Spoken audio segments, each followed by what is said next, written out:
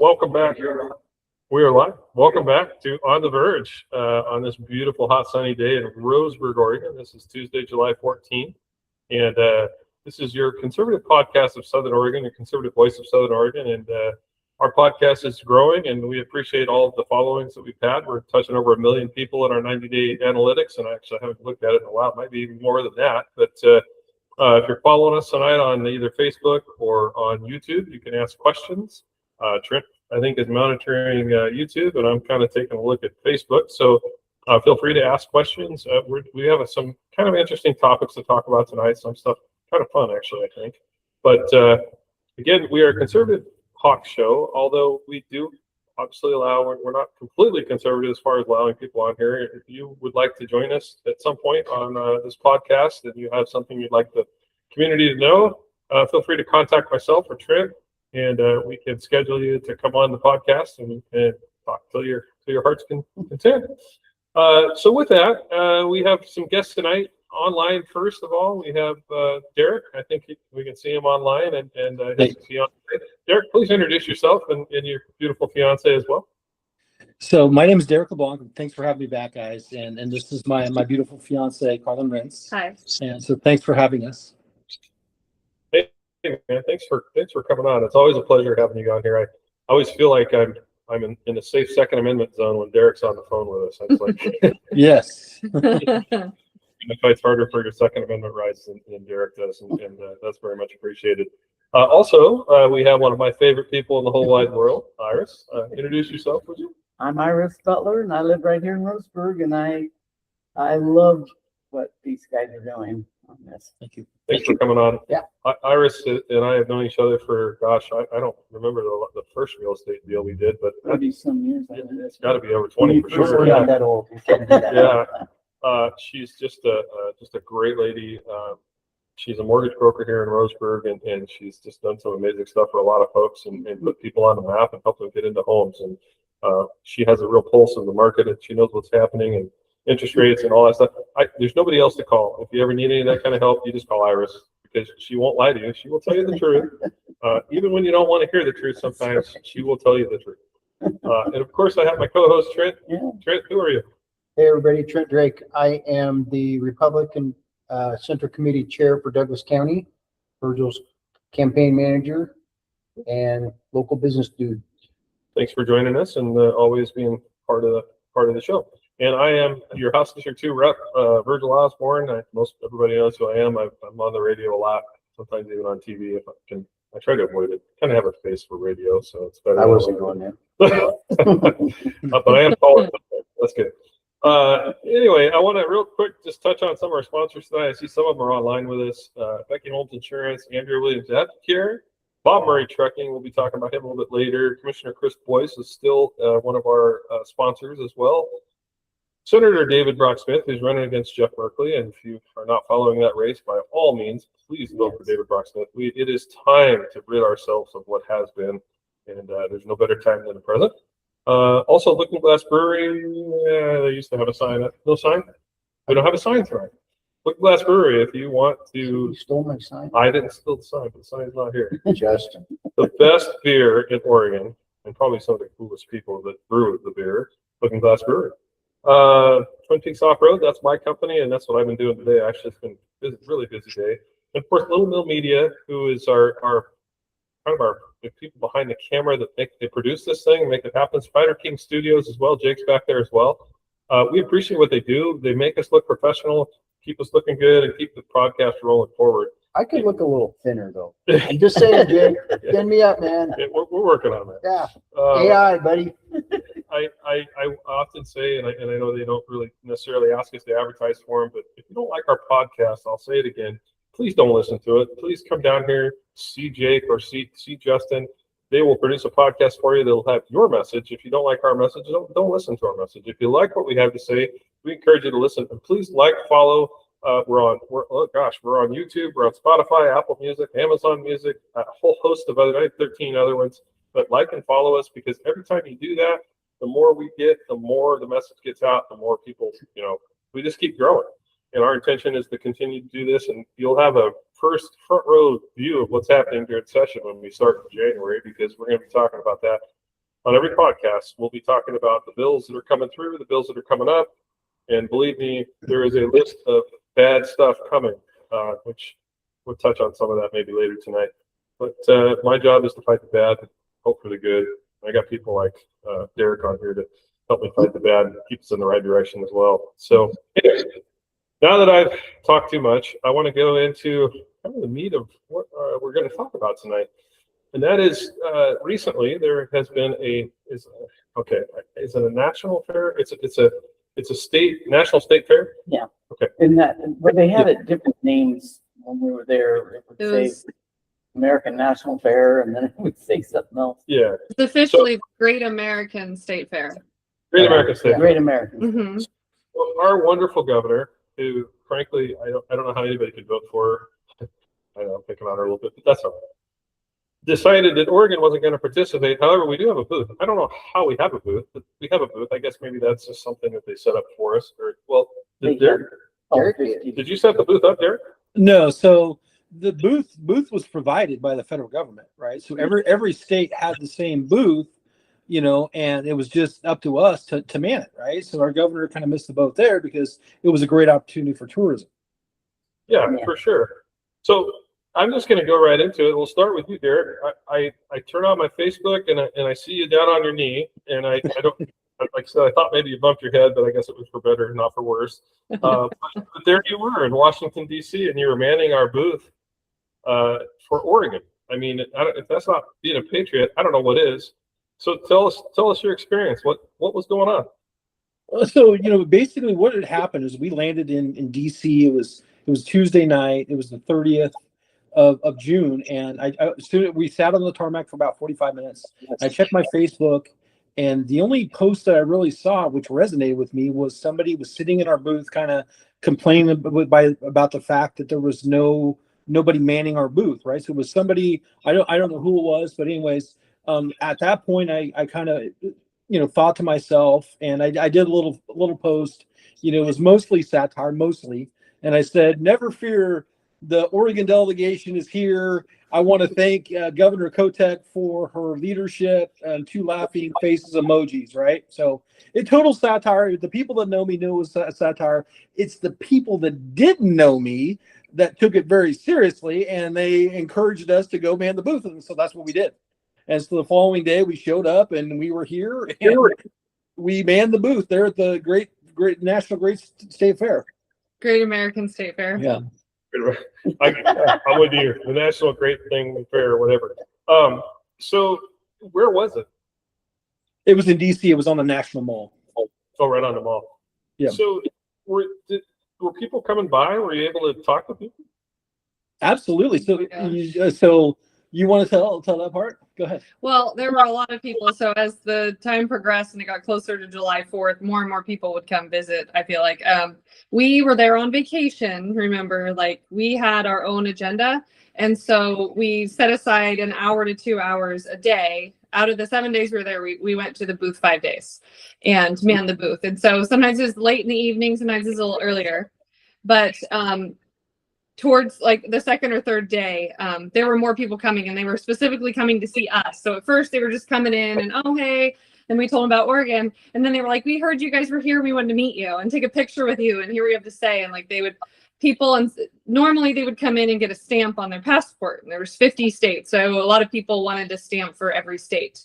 And Washington, we had to share a booth with Washington. So Derek actually a few times would go over there because there was no one stamping, and he would stamp people for Washington, and I would stamp people for Oregon. And instead of just getting their stamp and going along, they were staying for 5, 10, 15, sometimes 20 minutes and just speaking with us. And they loved hearing about our state. And it was pretty amazing. And I think that was the biggest thing for us is we didn't talk politics. We talked about the fact that where we live in the Willamette Valley, we can be in the coast in an hour, we can be in the mountains in an hour. We have no sales tax. We have world-class wineries. We have outdoor sports. We have hiking. We have waterfalls. So everything that we focused on was, and what we try to bring it back to is like people don't see that on the news, right? So they see probably not the best parts of Oregon. And so it was the ability give us the ability to kind of change the narrative about Oregon. And I had people that said, hey, we're going to come to your state now just because of this interaction with you. And we got a lot of support from people all over the world. It was really incredible. And what was really cool is, having the conversations with people that said, I'm really surprised, honestly, walking into Oregon's booth and meeting you guys. They said, because when we think of Oregon, we don't think of people like you. And I said, so when it was relevant, we talked very mild politics. And I just said, I'm very thankful that our governor didn't send anyone to misrepresent us. And I actually ended up writing her a thank you letter, a genuine thank you, because I'm very thankful. Like, the positive that came out of this is that our booth was not full of, pride flags and all these political things. And it was just patriotic and loving our state and loving our country. That's it. It wasn't anything negative. It was just like, our state's beautiful. Like, I'm an Oregonian. I was born there, which I didn't choose which state to be born in, but I choose to stay. And I just absolutely love it. And people were like, I really want to come visit now. Like, they were so excited because they saw my passion, because I wasn't getting paid or told what to say. I was speaking from the heart about how much I love my state, and people could see that, like, genuinely. And they were like, wow, now I'm going to put that on my list of somewhere to go. So it's really cool to see so many people that, appreciated that. I think that's amazing. Thank you guys so much for representing us. And, as soon as I saw the post, I already knew. It's like, yep, Derek's in DC. He's doing Derek, and that's good. It's like, and they're both there. And before we jump over to Iris, I kind of made a joke about being down on me. Was there something that happened there that you'd like to tell us about? Oh, yeah. So on 4th of July, we've been there, been a long day. We've been out in the sun all day. Well, it was the perfect time. We had Air Force One was getting ready to fly over. And so I basically went to one knee and I asked Carlin for her hand in marriage. And it was right as Air Force One was flying over the crowds. We got Air Force One in a photo bomb, which was pretty spectacular. And it was just really a capper to a really amazing week for us. Well, congratulations. That's just awesome, you guys. And I'm Thank really you. happy for you both. And I don't know, when's the wedding? 10/22, so save the date. So gun guy, gotta go 10/22. Luckily, my bride shares my love for fire. I'm a gun girl, and he's also a gun guy. So we'll just say that. Okay. Yeah. Well, Just bring We're both bullets. into guns. sounds like a great match. That's awesome. Yes. Yes. Iris, real quick. Iris, same thing. I open my Facebook and I see you and Brandy at the fair, and I'm like, well, of course. I mean, and then I started feeling guilty. It's like, man, maybe I should have went. It's kind of cool that we do have patriots like y'all that are willing to, make the sacrifice of your time to go and do that. What were you going to DC for a vacation or? No, it was for the 250th, and it only comes around one time. Yeah. Virgil, you won't be to the next one. I hope not. But Brandy and I had a great time. It was real hot, but we just made the best of it and had a wonderful time. And we went in the Oregon booth too, and there was a couple sitting there. I thought, oh, we've got people in here representing our state. So Brandy said, are you from Oregon? And they said, no, we're just in here out of the sun. And so then they started asking us about Oregon, and they said, oh, we haven't heard much on the news good about Oregon. And I said, well, you haven't seen all the people that we know. There's a lot of great people in Oregon. Oregon is a great state. I was born there, raised there, and we had chances to talk to a lot of people, and like Derek said, kind of set them straight, because all they hear is on the news the negative stuff about Oregon, and there is so much good about Oregon. I'm curious, did anybody ask you about Portal? Yeah. And I know what your answer probably would be, but what were the questions? Well, they I've read things too on that people have said that Oregon or that Portland is such a safe city, and it's such a beautiful. Yes, it is a beautiful city. It always was a beautiful city, Yes. but it has not been safe. And so that was one of the main things on that. But I told them, if you took the state of Oregon, the whole thing is red except for this little blue, and this blue right over here. Yeah. The rest of them are all, it's all red. But they don't see that and they don't know that. What's interesting from what I'm hearing, and this is kind of inside information that I get through the caucus and through our channels that we have of people that are out there, it does not sound like the Democrats are very happy with what Governor Kotek's been doing either. And she does not have their support right now. Yeah, they don't, I don't know that the Democrats didn't sound real happy with a lot of stuff in there. I mean, they've got kind of like a little civil war going amongst themselves. They do, and they do in the caucus as well, because what's happening in Salem, you know, there's so much that I think people will learn from this show. And let me tell you something, the stuff that's talked about on this show is not a bunch of crap. We don't make up stuff. This is really, that's why I had to be careful what I say. But I know that in Oregon right now, there's a real movement toward DSA, right? The Democratic Socialists of America are really trying to push into to government here. And kind of what's happened in like in Mondami and New York, and it's a scary thing. It really is a scary thing. But even the Democrats are not that crazy. And my understanding is, and I won't name the names, but my understanding is there is a particular Democrat candidate that is professed to be ESA all the way, and the Democrat Party caucus is walking away from it. Yeah. Now, I don't know that means that seat can be grabbed by a Republican. It would be nice if it could be, but nonetheless, it's nice to see the infighting happening on their team, not just our team. Because Lord knows we have plenty of infighting on our side. And we don't need any more. Derek, what are you hearing? Are you hearing the same things? Yes, I'm watching a lot of things. I see, you look at the comment section. The comment section tells you a lot about who these candidates are. Everyone I see Val Hoyle. She's getting lit up in the comments. Also, the Tina Kotek's getting, ratioed in the comments. And so I think we have a very unique opportunity here where we can make a change. And, Jeff Merkley is the same, and Ron Wyden. So all these career politicians, people need change and they want change.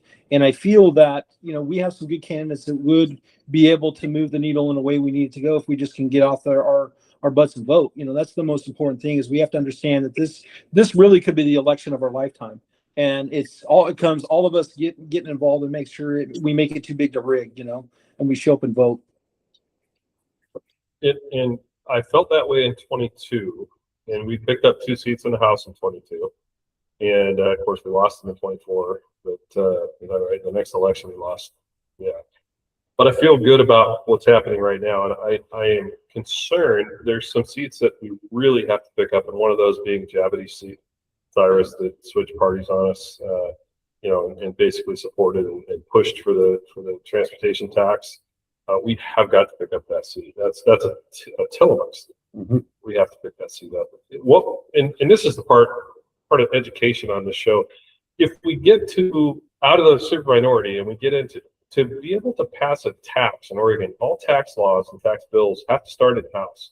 They go through the Senate, but they all have to start in the House. That's where I'm at. That's where we start.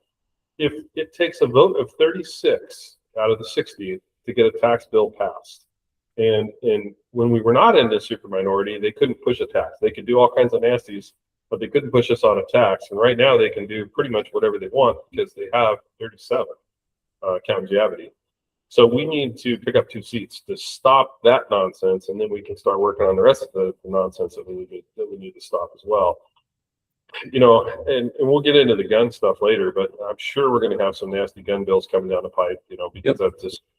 They never let an opportunity go by, and what I've seen so far with the majority party is they are absolutely cocky.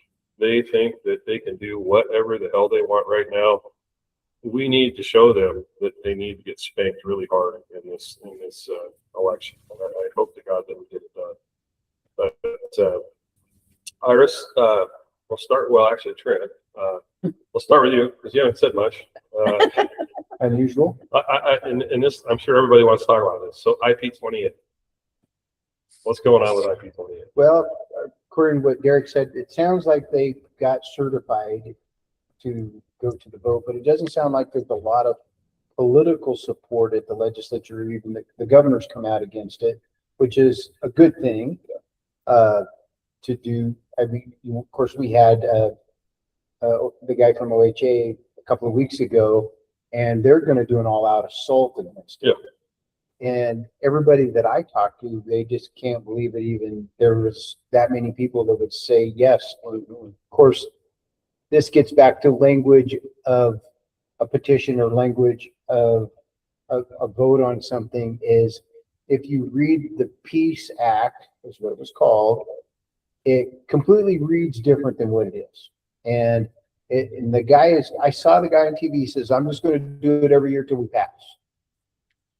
You know, He's not alone. There's other folks out there doing other bills that are doing Yeah. the same thing, and I won't mention names. yeah. They So change the words. if you're out there and you own a gun, if you like hamburgers and steaks like I do, you're going to want to vote no on this because it will completely eliminate the fastest growing economic segment in the state of Oregon right now, which is commercial cattle ranches. So, Iris, I'm going to ask you before we go to Derek. You've lived in Oregon most of your life? All of them. All of your I life? was born in Canyonville. Canyonville. Okay. Wow. They did have a hospital. In Yes, Canyonville. they I remember that. They shut it down right after. No, And I don't even want to know how old you are. I'm not going to get a guess. I don't care. I'm know. 72. Well, okay, you said it. I graduated in 72. Did you? What? I mean, in your lifetime, did you ever think that we would see something this crazy? I was just saying to my husband Randy yesterday or the day before, my dad would roll over in his grave, and he was a Democrat.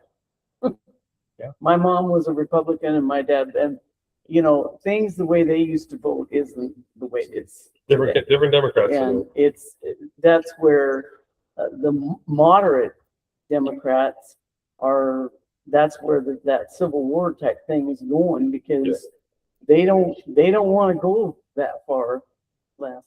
Yeah. You know, because there's a lot of great Democrats that I've known my entire life, and it used to be that you could vote. You had to really read each thing, but now it's pretty much the policies are there, and they are definitely the platform's there, and it's right down the middle now. When it wasn't when my dad was. I've said this on the show before, and I'll continue to say this. I am not anti-Democrat, right? I mean, I know a ton of And people who are registered Democrats good who are people, just good folks, good people. and they vote common sense. Uh-huh. Now that's a rural thing. I think. I think when you get out in the country where we all live, we all are affected by the same things, right? I mean, gas prices hurts all of us. Doesn't matter if you're Republican or Democrat. The homeless issues that we have hurts all of us, and you know, I mean, and then of course the sanctuary city. It's funny because Iris told me a little bit ago that somebody told her that I'm the reason why we have sanctuary state or sanctuary city. I guess City in of Roseburg. Roseburg. I'm like, well, that's a good one. That's the first time I've heard that. But I don't if think so. you think I support sanctuary cities, by all means, please come and meet with me because we will have a conversation that you will never forget. I will leave it like that. Yeah. Anyway, Derek, probably I know you're a hunter. You do all this stuff, right? I mean, I know you like guns. Probably have more than I do. I don't have any. Mine all got burned up in a terrible fire last summer. But anyway, That was my story. is that your story? Yeah. Well, my guns all fell overboard on that boat ride. I don't remember where we were. Must have been a good one. So, Derek, I mean, God, this got to affect you like crazy. I mean, what do you think? Well, I think this is a great opportunity. I see this as the greatest opportunity in the history of our state because what it's going to do is going to give us a new governor. Because obviously, Kotek has come out in opposition of IP 28, but we know that's just lip service. We know this is her party that's pushing this, and so what this is going to do is it's going to light a fire under people's little butts, and it's going to drive them to the polls to make sure they show up and vote. And so. As scary as it could be because of what we went through with Measure 114, I think IP 28 is a blessing for us as gun owners because, you know, but it comes to us, right? We have to make sure that we rally our troops to show up to cast that vote, you know, and so, you know, now is the time to kind of make sure everybody knows that this thing is on the ballot. You know, they're working on the language for the voters pamphlet right now in the next week or so. You know, so this thing is becoming an actual thing, you know, and so this is where we should all be paying attention closely and understanding that we have good representatives, we have good senators, we also have candidates for governor that can truly take back the states if we do our part to support them and show up and vote. And so this is like the call to action right now is to know that IP28 is going to be on the ballot. And so it's going to be our job to make sure we defeat it by showing up and voting. Well, I think, last time around, I kind of was preaching the 31-16 or 1, right? 31 in the House, 16 in the Senate, or 1 governor would change the entire, the state's direction. All we need is one of those 3 positions. I'm going to argue this time around, it's the 1. Yeah. Right? We need the 1. It'd be great if we got 31, 16, and 1, but we need the 1. And again, a little bit of education. If we have a Republican governor, a governor always has veto power, right? So no matter what kind of crappy bill gets passed through the House and the Senate, and believe me, there's a plethora of them, the governor can say no. And that's her right. Yeah. And clearly our current governor only says no to good bills. So I think it's time we have a change there. But I'm with you. I think that this could be her Achilles heel. But it will I believe it will make Republicans actually get off their butts and fill out their vote by mail voting pamphlet thing and send it in, and then Drive it in. drive it in. Yeah. If you don't like the vote by mail, drop it off at your courthouse or whatever. There's other ways to do it. What's that? Would you break that down of the ridiculousness of that? Because that IB28, a lot of times people don't really, I mean, I understood it's like against even breeding of cows, fishing, anything that we do in this state. I mean. Yeah. So it's basically, it takes away it gives animals rights. That's what it does. Yeah. Right? And so animals have rights just like humans. And so they have the right to make their own decisions. If they want to breed, they can go out in the woods and breed, but you can't breed them. And you can't put 2 horses or 2 cows together to have a herd of cows. I would question whether or not it's even constitutionally legal. I don't know. And you would think that our Secretary of State would also question that, or somebody that's going to, vote rights. But again, I'm with Derek. I kind of want to see it on the ballot because I think it will make people vote. Yeah. But Carrie Goodhart has a bill that she's been put on, so it's a change in constitution. Yeah. Have you seen that one, Derek? I have, yeah. So they're trying to basically push back on IB28 with their own. We do have, like, I'm working with the Sportsman's Caucus. We do have a bill that's going to be LC pretty soon. That's actually going to bring it in front of the Oregon legislature, which would push back on IP28 as kind of a front fight, But there's a lot of time left still, and something we should all be watching. And what an embarrassment for our state. I know. I mean, they're talking about it all across the nation. I mean, I see it on Fox News. It's even on CNN. People are just going, what is wrong with Oregon? Yeah. Well, in the depth of it, if you had 2 cattle, you had a bull and a heifer, and you bred that heifer, you could be liable for sexual assault. Yes. Yeah. That's the enormity of the hypocrisy of that. And you won't be able to buy a mousetrap. Yeah. Because you can't kill a mouse. You can't kill a mouse. Yeah. You won't be able to. Then let's talk conspiracy theories here. Like, if I can't hunt anymore, I'm not going to need a rifle, right? So this could be a backdoor way for them to disarm all of us, because they're going to say, you can't hunt or fish here, so you don't need that rifle. And Tobias Reed, the Secretary of State, flew and spent a lot of time during the Biden administration back there at the Office of Gun Violence Prevention with Rob Wilcox from Everytown. And so I wouldn't put it past them trying to do that down the road, Well, I mean, I think most of the people watching this show would probably say, well, what it really means is you just change your target. It doesn't mean you have to get rid of your gun, but I won't go there. Yeah, the whole idea is crazy. I mean, but then again, the gun bills that they push me crazy. And he's absolutely right. It gets back to basically the Bill of Rights, our rights, the inalienable right to be free. Yeah. And when they start taking those away, everything else falls behind it. And that's what's going on, They're chipping away at our rights a little bit at a time. Yeah.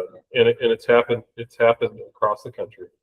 And it just seems like we are the petri dish for all the bad stuff, though. Oregon, California, and Washington is where it all starts. Right. And actually, California is pushing back. I mean, you know, they're a long ways from red, but they're a lot more purple than they were Yeah, 4 years ago. Yeah.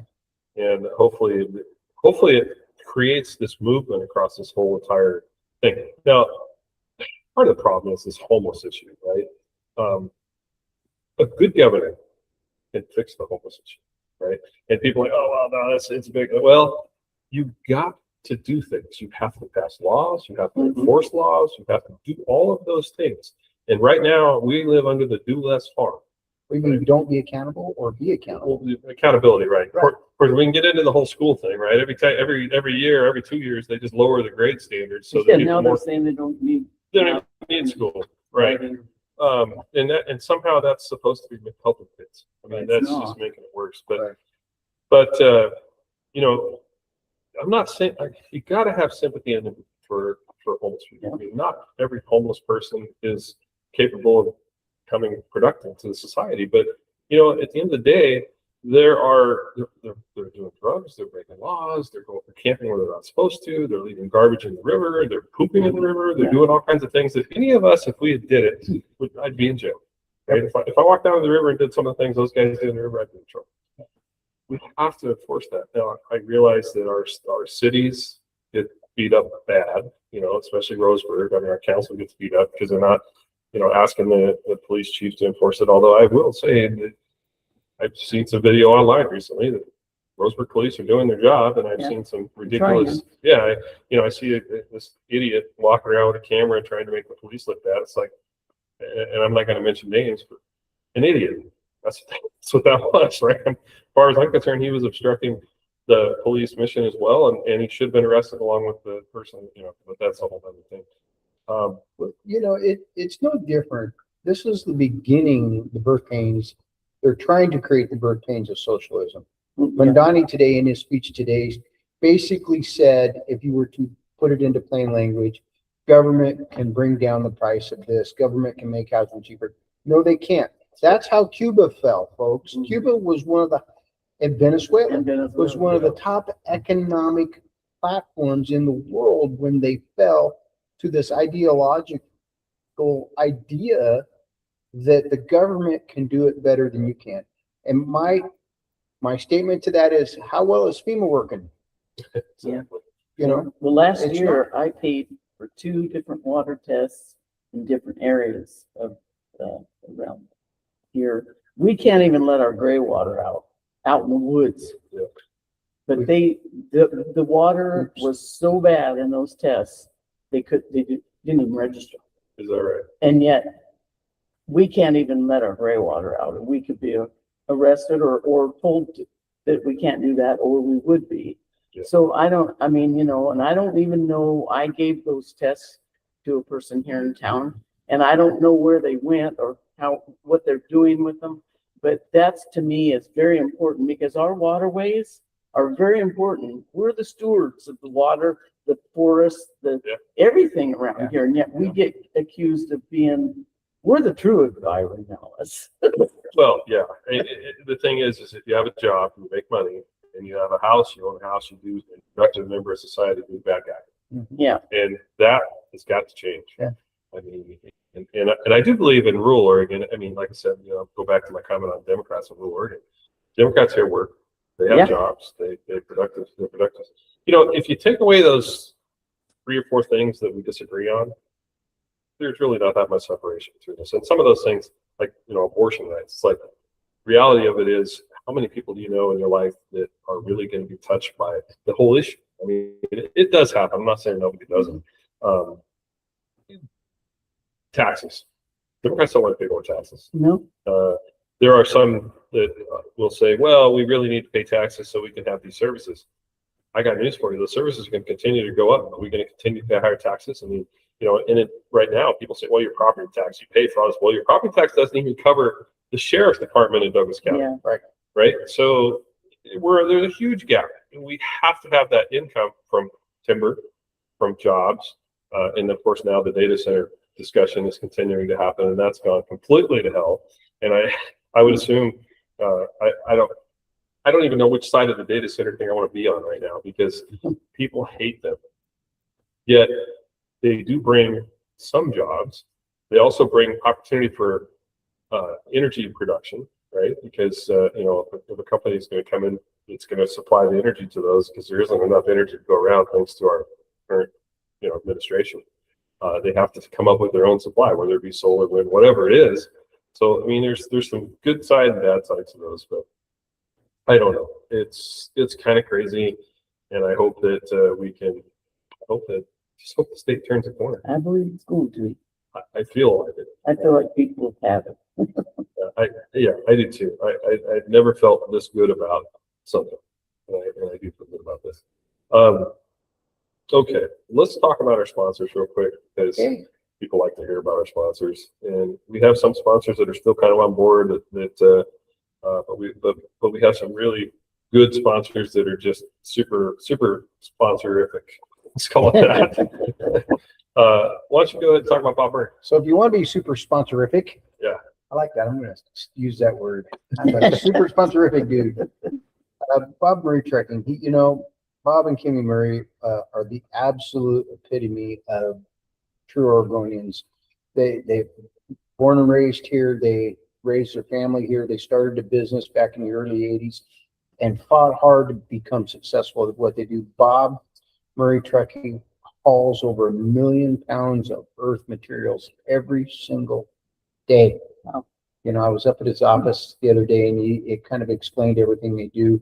And right now, if you've got a bigger operation and you need fire mitigation, he can do that too. He's got the equipment to help with that kind of thing. If you've got the property for those kind of big heavy equipment. Mm-hmm. Bob helps us with Champagne Creek Ranch with our fire mitigation. He sends a D5 out. So he's done it 2 years in a row. And I'll tell you that D5 cat, and I chase it with a D4, and we get work done. In one day, we can get the whole ranch fire lined and cleaned up. The thing I like about Bob is one of those guys. He puts a lot of deep thought into when he does something. What's the net result going to be? What's the positive effect going to be? And that's what really impresses me about him. Well, and he's just a solid guy. Mm-hmm. I want to comment real quick here. Andrea Davis said we're already so low on water. I'm concerned of what it would do to our rivers. I'll tell you, if I was governor for the day or for a month or whatever, one of my first what are you saying? You never know. One of my first priorities would be this. I would add at least 3 new reservoirs to the state. And arguably, if I could squeak in 5 or 6, that'd be fine. But I think 3 new reservoirs. There's plenty of state property, state lands, state forests that it can be put on. They will not do it because they do not want hydropower either. They don't want. They want solar and wind. Reality of it is, hydropower is what our state runs on. 60+% of our electricity is hydropower. Mm-hmm. Not only would a new reservoir help with power production, it would also help with fish habitat. It would also help with fire prevention, fire mitigation, fire whatever. I mean, they can run planes and helicopters and everything else. And amazingly, you also have recreation. I mean, I just don't understand how this state, well, I do understand because we have all these weird water bills and water rights bills and DEQ and this and DEQ that. To get anything done in the state, it would take 20 years of legislative work to be able to do something that makes sense. So anyway, that's the answer that I have for your question. Hopefully that helps. Anyway, let's go on to our next sponsor, which is Commissioner Chris Boyce. Commissioner Boyce has been a fantastic support for our show. Yes, sir. He is he's in a runoff in November with another gentleman, and I think that Commissioner Boyce has proven that he can do the job. It's a funny thing about politics.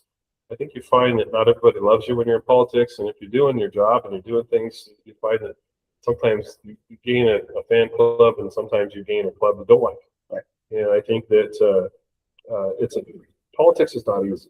And I thought when I got into it, I knew it would be hard, but I never realized how hard it would really be. And, Derek, you're in the Capitol quite a bit. You see some of the stuff we deal with. But when you're a commissioner in a county of 110,000, you're a target everywhere you go. Mm-hmm. You walk out the door, you got a target on your back. I mean, it's bad enough for me, but I feel for those guys. And they, frankly, you may not love everything about our commissioners, but they do things that if we didn't have them, our county would be broke. what's amazing about those three gentlemen is they work well together. They Yeah, don't they do. always agree, I don't always agree. but they have a thing. They don't go home until they work it out. And to me, that's an administrative team that I want running my multi-million-dollar business. Yes. You know, and I had a gal look me right in the face one time and said, well, you can't run a county like a business. I disagree because those three guys are, and Douglas County is very, very successful because The of it. county is a business, and You have to run it. yeah, and frankly, it's a $200 million business. Yeah, it's a big, You would expect a CEO of a $200 million company to not be paid nothing. They're going to get paid. They Yep. do the job, and you would expect expectations to be high. Also, Senator David Brock Smith, who's, I don't know if he's watching tonight or not. David, if you're watching, say hi. You are a supporter of the show as well, and we appreciate that. You're also a good friend, and you are going after Merkley. And there are some people out there that are just, frankly, I don't want to cuss too loud, but they're just a-holes, and all they can do is talk bad about Republicans and bad about Senator Brock Smith. Okay, if you're a Republican and you're talking bad about our Republican candidate, I guess you're going to vote for Merkley. That's right. So, I mean, I don't get it. I really don't get it. It is what it is. Can I weigh in on that real quick? Yeah, please do. So I've known David Brock Smith for probably going on 4 years now. And, there's been some times that, we needed some leverage when it comes to a gun bill. And he was that person that could really help in that negotiation. I mean, we look at 41-45. We got a historic victory this year. Obviously, It's because of their misstep with Jason Croft. But once it got to the Senate side, we had David Brock Smith working directly, with Bruce Starr. So there's a lot of, like, everybody likes to comment and make comments and accusations from the crowd. But when you're inside the building and you're seeing these people that are at the top of their game doing the work that we needed, that's where you have a different, like, perspective of who he is and Right. and why he would be a good fit to take over for Merkley.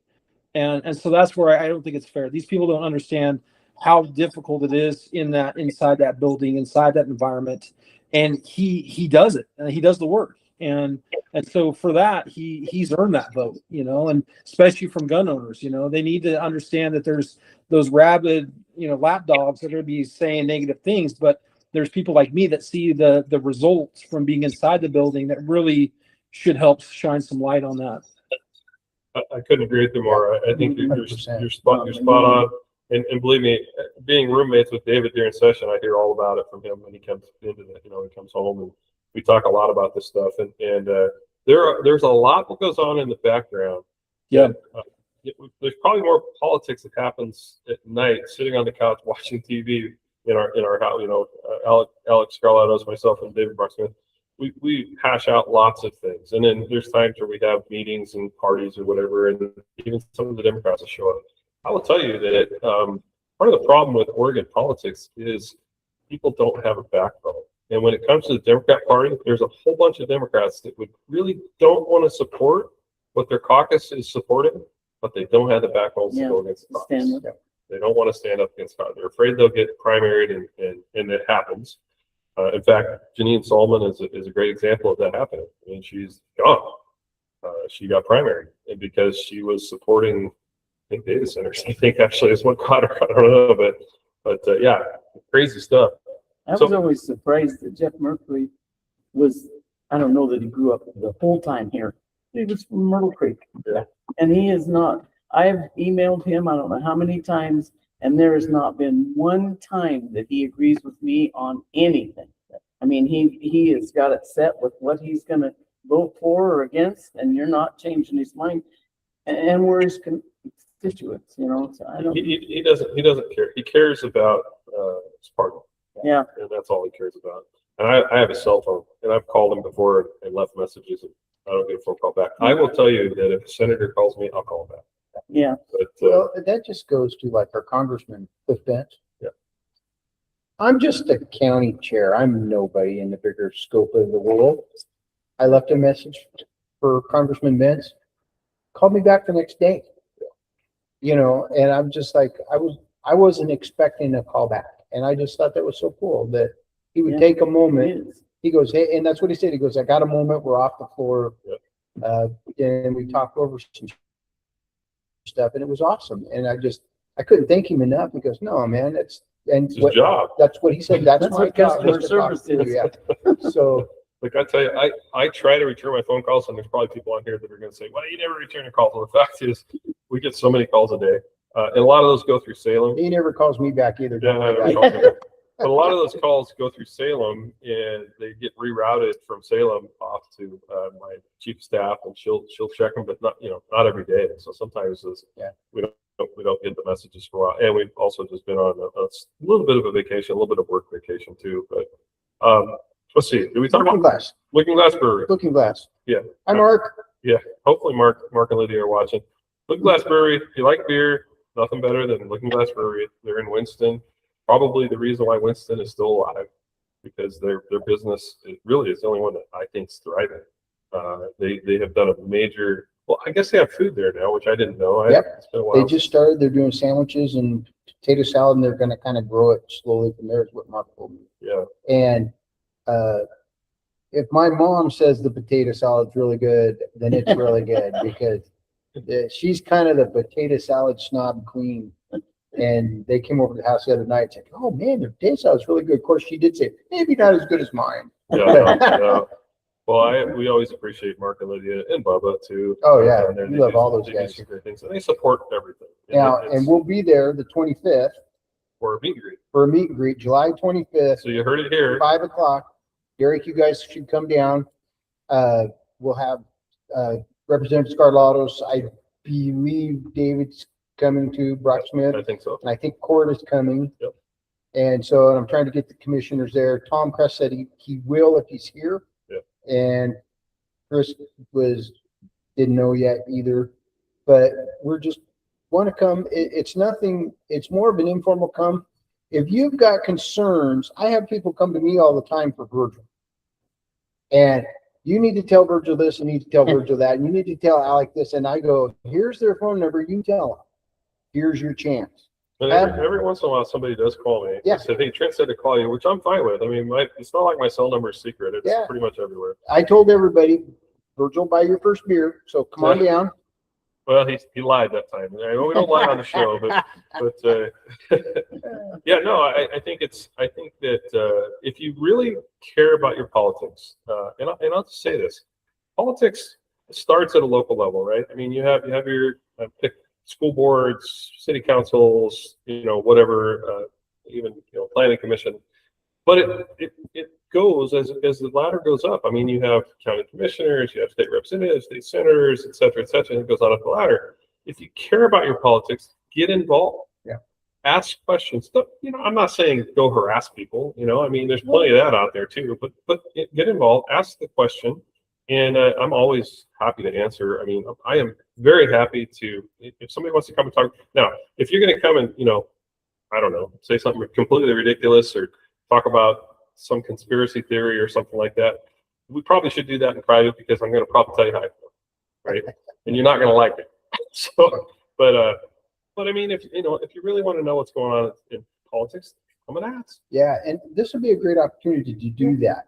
Yeah. Because like I said, it'll be a great way to sit down, have that open chat with them, ask them that question.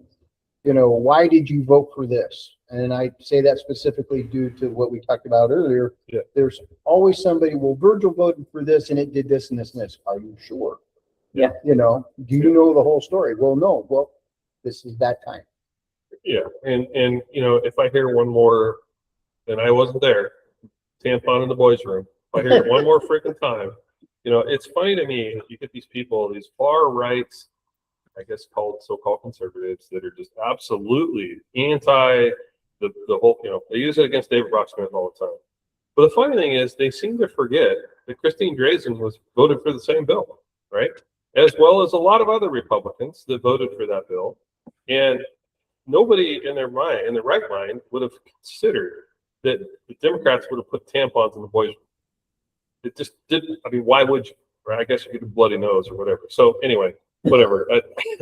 But it's just been one of those long-running things. Now, there's some other bills recently The Moda Center thing, I really don't know the answer to that. I scratch my head, and I know when that bill came up, I'm like, not only no, but hell no. And I even spoke out against it on the House floor. It's like, I don't care if Portland is going to die because we didn't give them $360 million. I'm okay with that. Yeah.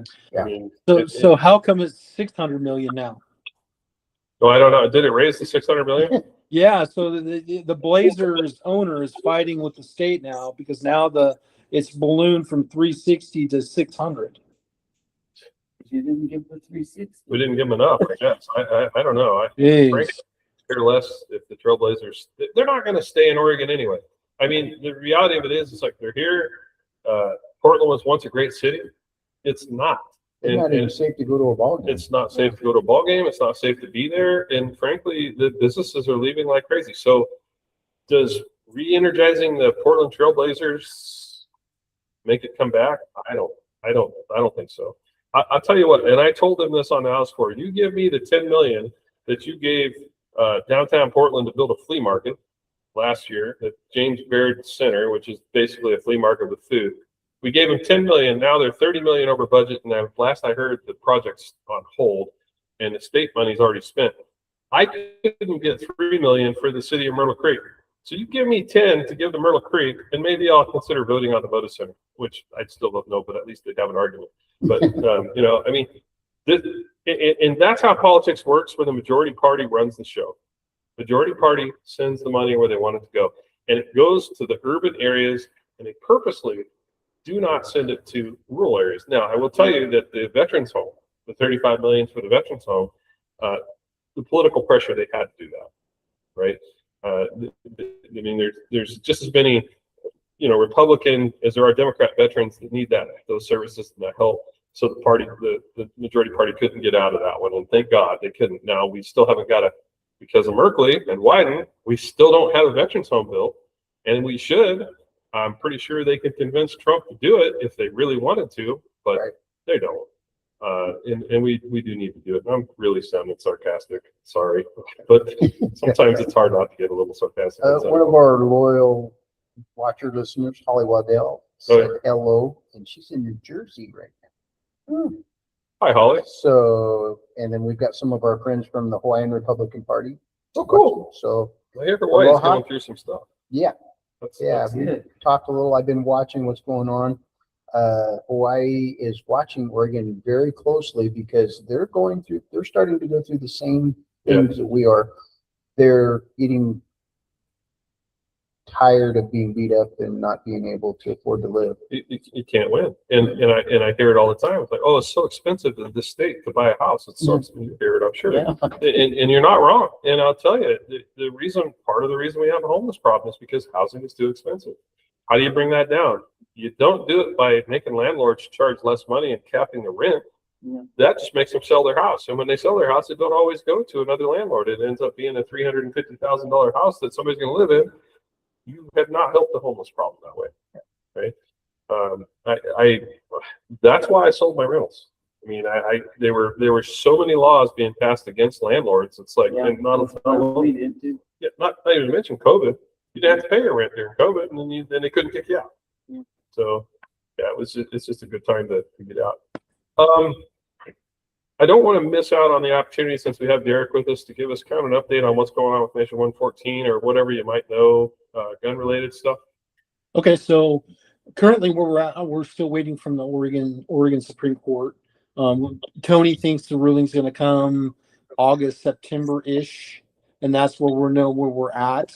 A good thing for us as Oregon gun owners, we have a little bit of a reprieve with House Bill 4145, which basically moved the effective date out to January 1st of 2028. So that gives us some time in a worst case scenario. And so we started a new organization, ORGL, or Oregon Gun Owners Action League. So now we're an effective fighting force. We have a new website, orgl.org. And we have about 8 bills that are ready to be teed up for you conservatives and Republicans. One's a school safety bill, one's to fix the fixed system. There's some concealed carry legislation, all these things that really need to be fixed in Oregon revised statute. We're going to go after. There's also one for the NFA items, because if the NFA is repealed, that's a serious deal for us because we could all become felons overnight. And so I wrote a bill that would protect Oregonians by fixing that Oregon Revised statute. Amazing. That's good stuff. Thank you for doing all that work in the background. Again, I don't think people realize, a lot of people don't know who you are. You're the guy that goes from office to office in the House and the Senate. You keep us all in the know, and you keep us all fighting the right and just cause. Why you haven't ran for office yet, I don't know, but you know what? You probably do more damage where you're at. And I do. You want me here. You want me here. I will say, of the five plus years I've been working inside the Oregon legislature, this year was a game changer for us because we had the House side with Lucetta Elmer running the show, and then we also had Bruce Starr on the Senate side. Both of the houses were working together. It was phenomenal. And so I look forward to the long session. Long session is there's going to be a lot of bills. And so we got to be active. I'm going to be ready. Our team's going to be ready, and we're going to be there to help support our Republicans. And we're going to stop this stuff. And one thing I want to kind of get through to the listeners is we're the hammer, right? So we're the hammer. We're going to come in. We're going to have messaging campaigns. We're going to blow up inboxes. We're going to write testimony. We're going to submit bills. We're going to go on the offensive, and we're going to take those rights back from all of these years of infringements. And so that's kind of where we're at. That's one of the things I like so much about Derek is, like, when I first met him, 3-4 years ago, whenever it was, I'm 23, I guess, a while ago, does what he says he's going to do.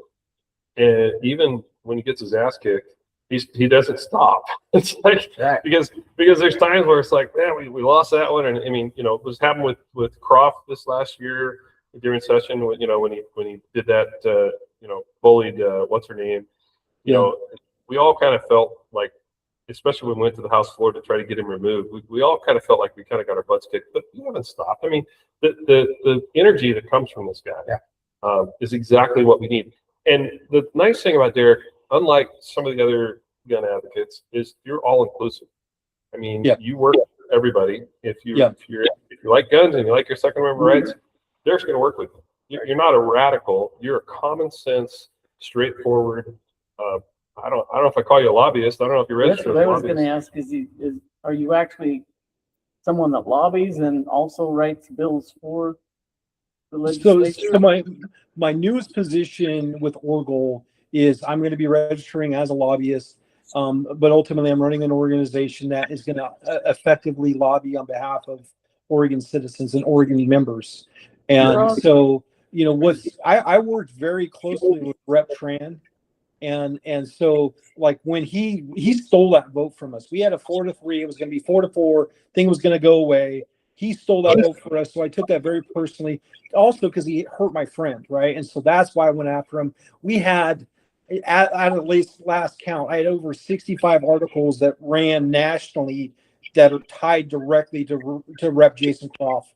And the fact that he still has a position, I'm talking to the DOJ right now to see what we can do to kind of, see if there's still moves that we can make to get him removed. But, it's that type of mentality that's inside that building, is these people get away with it for so long and they don't think that they're going to be ever held accountable until there's people like me. Right. And so all I'm trying to do is empower my fellow gun owners. Here's the blueprint. This is how we can win. We can also apply it to other parts of Oregon politics, because here's what's working for us, and we can grow upon that. And then, change, everything that's happening around us.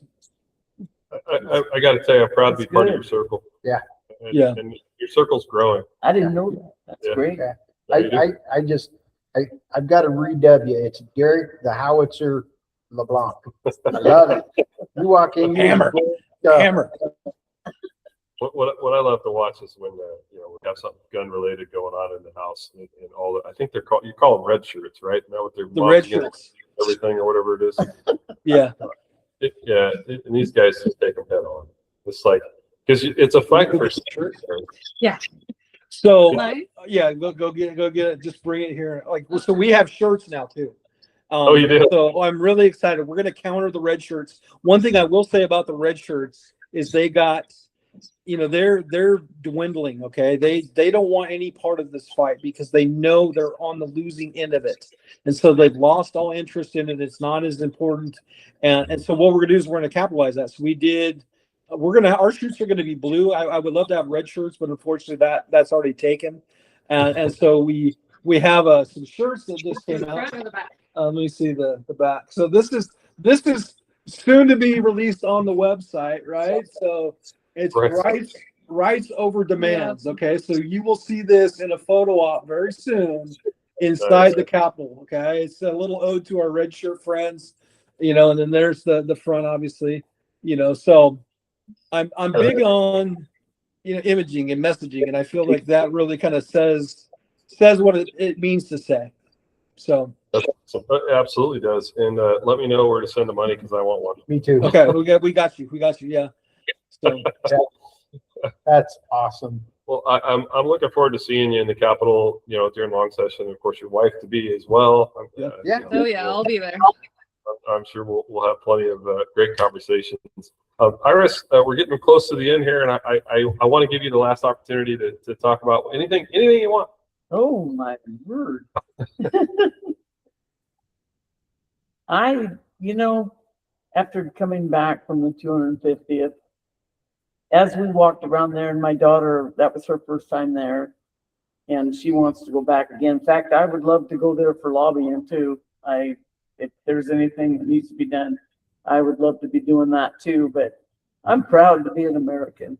I'm proud to be an Oregonian.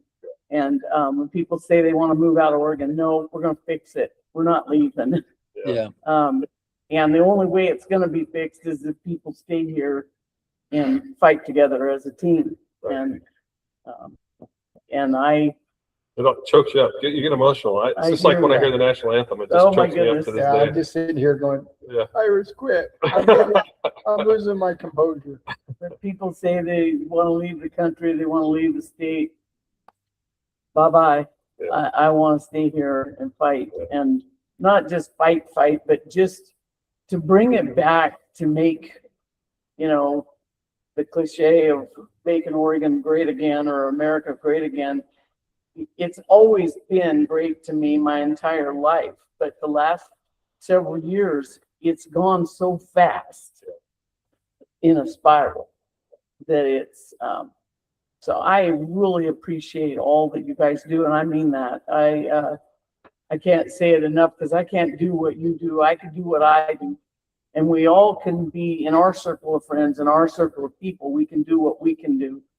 But that's what makes this so great, because we all have our own talents. We've got to have somebody watching our back. Yeah. We got to have that too. And Yeah. I feel like in this county for sure, in this district, I feel very well supported, and because of folks like you. And I know that I can call you anytime. You're going to answer Yeah. your phone. If I need help, I know how to get a hold of Iris. Yeah.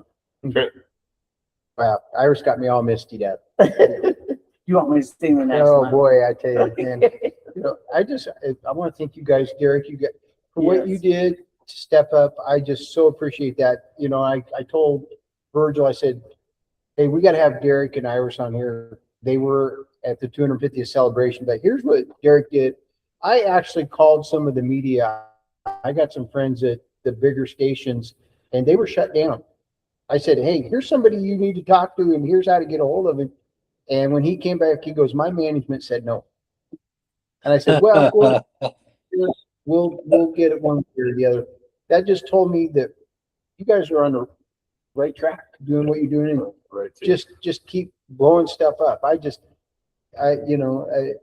the same way. I was born and raised here. I'm gonna die here.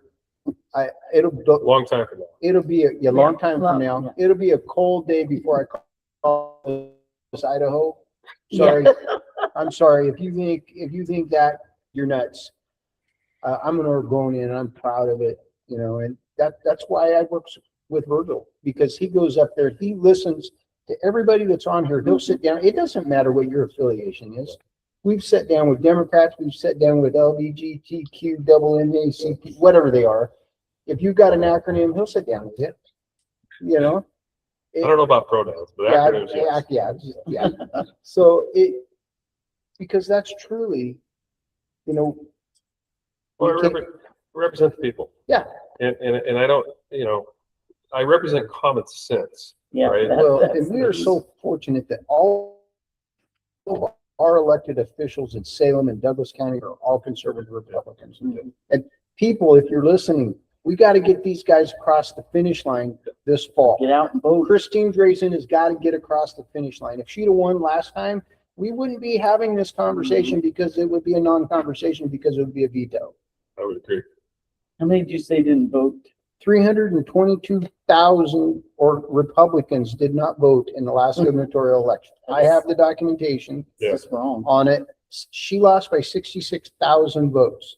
Half of that, a third of that, if they'd have voted, she'd have won. Well, this is our chance. This This is is our, our this chance. is our time. Gonna And- change. Yeah. And listen, we have had, I don't know what number episode this is of this podcast, but it's gotta be high 50s now. 60s? 61. 61 episodes of That this went podcast. fast. And every single time we have this podcast, more people show up. Yeah. And the message is getting out there. Yeah. And we're gonna keep pounding away. There's also the another podcast that comes out of Salem. It used to be the Oregon Doge. I don't know what they're calling it now. Shelley's running that. Those are the way we're reaching people, and we're going to continue to do that. Yeah. I mean, indefinitely. As long as I can keep doing it, we're going to keep doing it. And I think that people are starting to wake up. Yeah. And it's a good thing. Derek, I want to give you a chance to kind of close. If there's anything you'd like to say. Vote. I think it's really important that we, show solidarity here. Christine Drazen is another person we can get behind. Similar to David Brock Smith, is she does a lot of stuff behind the scenes that I've witnessed firsthand. That was really instrumental. Obviously, 3075, 3076, also, and that was last in the long session, and then 4145. She was a big help there. So, I know there's a lot of gun owners that really are not trusting her, and I understand that, but this is our opportunity for change, and this is coming from somebody that supported Ed Deal in the primary. So I think it's important that we all come together and just put our differences aside and vote for one that can win. Amen to that. I also want to just real quick, Ashley Roachcliffe says Chris Boyce needs people to vote. He has a great vision of our county, and I agree. Chris is definitely all about our county. What he said a week ago was absolutely that vision. Yeah. And Chris is, Chris got a big heart. Yep. I mean, he's a good guy. He gets beat up on a lot, but he's a good guy. He has the best thing in the heart. I want to close with this. Recently I watched a podcast from somebody who I guess hates me, and I don't know why. They claim to be conservative. I don't think they are. I think they're probably on the other team. They're probably a plant. But one of the things that was said on that podcast was that I didn't support Christine Drazen. In fact, even this particular person said that I called him and told him that Christine Drazen was, I don't remember what all the words were. She was a liar and corrupt and all this other stuff. Number one, I would never call that person. I won't have a conversation with that person that said it ever under any circumstances, not even in a text or an email. He is dead to me. Number two, immediately after I heard that, I called Christine Drazen and I told her, hey, I'm in your court, 110%. She goes, I know that. I said, well, I'm just telling you, this is the kind of garbage that gets said by people who call themselves conservative. And reality is they're not conservative. They are working against our party. Christine and I had a long conversation. We're friends. I mean, we've worked together in Salem. She was our leader in the last session. I mean, I'm part of the leadership. We work together. This is how I want to close. I am supporting our Republican governor candidate. That's right. I don't care who it is. I supported Ed Deal. Ed lost the primary. That means I'm supporting Christine Drazen. Not just a little bit. I'm supporting her 110%. Whatever the case may be, she is our candidate. Yep. And you will not hear me say a bad word about Christine Drazen. At this point, she's all we got. Mhm. I think that she has a good shot at it. I think if she's in office, she may not everything that I think she thinks is the same. They might disagree on a few things, but I guarantee you one thing: she can take away your guns. She's going to work on the homeless problem, and she's going to veto every tax bill that comes. She's going to do all of the things that we need for this state to be great again. So if you are running your podcast or running your mouth or whatever the hell you think you need to do to be a big guy or whatever it is, call me. If you hear something that I said, call me. I'll happily tell you what I said. And that's why I do the podcast, because I can't lie on the podcast. If I say I said it, you see it. All you got to do, this is recorded forever. That's right. So you can go out there and look at everything I said for the last 60 episodes or whatever it may be. So anyway, with that, I think we'll go ahead and close it out for the night. Derek, thank you for joining Thank us. you. And Carlin, thank you for coming on with us as Thank well. Thank you. Glad to have you guys, and, Yes. and please come back. We love you. We love you guys. I'm sure I'll see you a bunch more. And Iris, this is awesome. You're one of my best friends. I trust you. Thank you for coming on tonight. It's my pleasure. And Trent, I mean, as always. Yep. Right Good on. old Trent. All right, with that, everybody have a great rest of your week, and we'll see you back here next Tuesday, I believe. And I'm not sure who we're going to have on yet, but we'll advertise. You'll know, and I'm sure it'll be somebody good. So have a great week, and thank you for joining us tonight. Oh, be sure to Thank like you it guys. Bye. Thank you. all the way you can. And look up Derek's new website. Yes. Yes. Oh, yes. Are you gonna say your website? Oh, website orgoal.org. So orgoal.org. Check us out. Yeah. Right on. And now, if you want to get involved, Absolutely. Thanks, Thank you. guys. Have a great night. Appreciate it. you too. Thanks. Bye.